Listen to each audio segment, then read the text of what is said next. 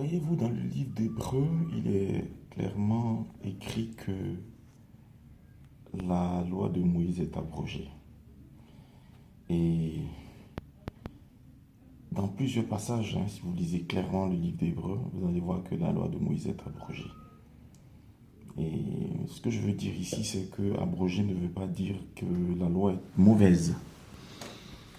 Elle est abrogée, mais elle est une référence spirituelle.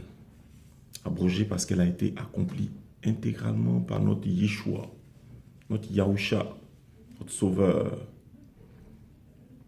Parce que voyez-vous, c'est un peu comme si le tabernacle réel qui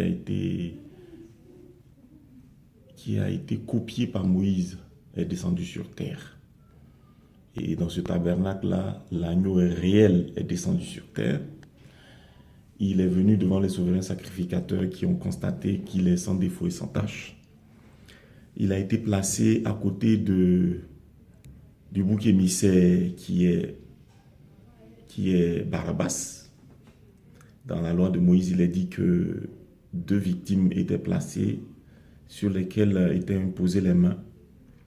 Un à lâcher dans le désert qu'on appelle le bouc émissaire pour Azazel et un autre agneau. Le premier est un bouc, le deuxième est un agneau sur qui est imposé le péché du peuple et qui sera sacrifié, un agneau sans défaut et sans tache. Ce qui a été effectivement réalisé par notre Yeshua. Donc voyez-vous que le temple réel s'est manifesté, le temple s'est manifesté sur terre. L'agneau s'est manifesté aussi. Le décor a été planté, réel. Les souverains sacrificateurs ont réellement constaté.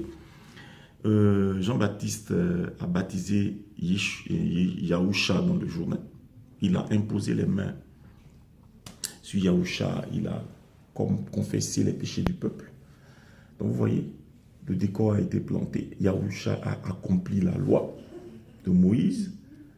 Elle n'est donc plus demandeuse d'accomplissement. Voyez. Et pour tous ceux qui veulent accomplir la loi, l'apôtre Paul a fait des épîtres. Il a dit, vous tous qui voulez marcher selon la loi, vous êtes déchus de la grâce. Parce que tous ceux qui veulent être justifiés par la loi n'ont rien à voir avec notre Seigneur Sauveur Yeshua. Donc il n'y a plus lieu d'accomplir les Shabbats, les sacrifices d'animaux, les saisons, les fêtes de Sukkot, les fêtes de... Parce que je ne sais pas si les gens se rendent bien compte de ce que veut dire accomplir la loi. Accomplir la loi signifie fêter Sukkot, fêter la Pâque, fêter Yom Kippour, parce qu'il y a des fêtes juives, fêter toutes ces fêtes-là, et puis faire encore, porter les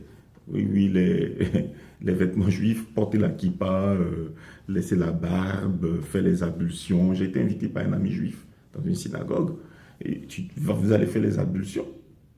Et tout ça, il y a un problème, c'est que le temple réel, le temple de Salomon, n'existe plus.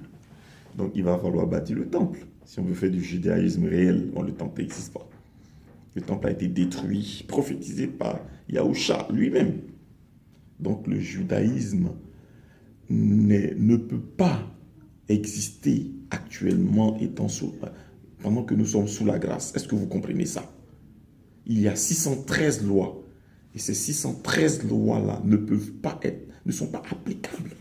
Leur objectif, c'est de démontrer l'incapacité de l'homme à satisfaire à la volonté de Yahweh.